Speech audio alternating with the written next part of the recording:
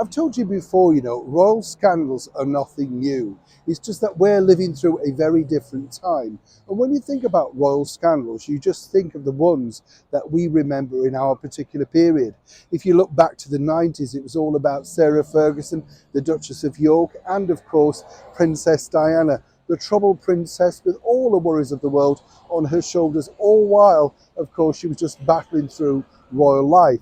And then, of course, sadly, after her demise, a plethora of books from people who claimed that they knew her, claimed that they were good friends with her, all the while many of them, let me point out, have never been pictured with this particular person, and indeed have never ever been on record as being the alleged close friend. But that doesn't stop these people writing these books.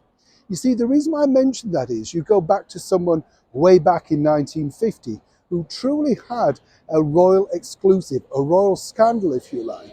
And this really ostracized her from the British monarchy. Now, we're talking about a lady who really was at the heart of the royal story, right through the Wallis Simpson era, and then again, right through, of course, into the marriage of Princess Elizabeth and the Duke of Edinburgh. Marianne Crawford. She was the governess, nanny, whatever you want to call her, for the princesses Elizabeth and Margaret. And they had a very rock solid relationship, as one can imagine.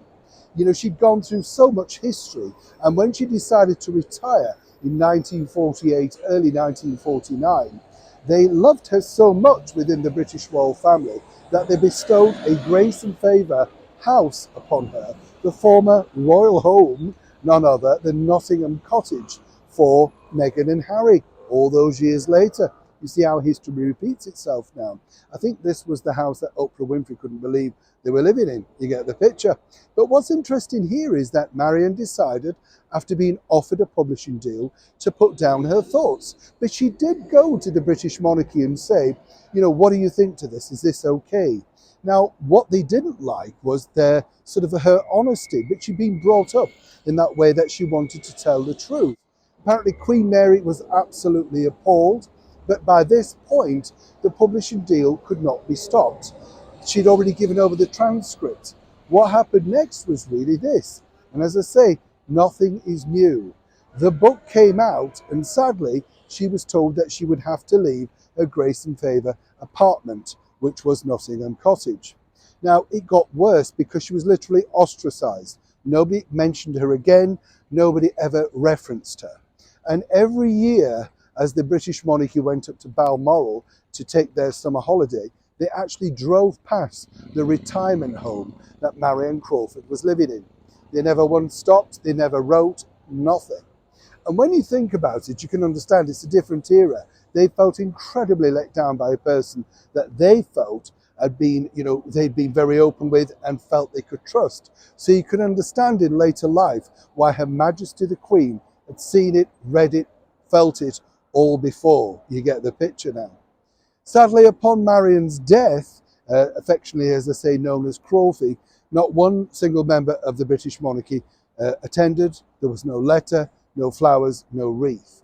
That's how much they felt the hurt. When you fast forward into this particular era of 2023, all the while you could say, well, Prince Harry is King Charles's son. You can understand how they departmentalise, cut off, and move forward. Either way, Marianne Crawford's book is a real cultural gem because it gives you an insight into the world of royal life at that particular period. And in many respects, we should thank her for putting down her thoughts.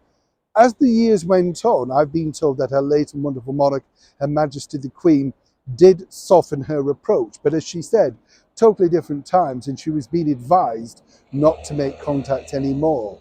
But when you look at the book now, which is still out there on Amazon, and there's an audio version, well, when you think about it, we wouldn't know half as much as what we do now about the early life of Margaret and Elizabeth if it wasn't for said book. Isn't it a shame, though, that it ended all so badly? Royal scandal indeed, way back in the 1950s.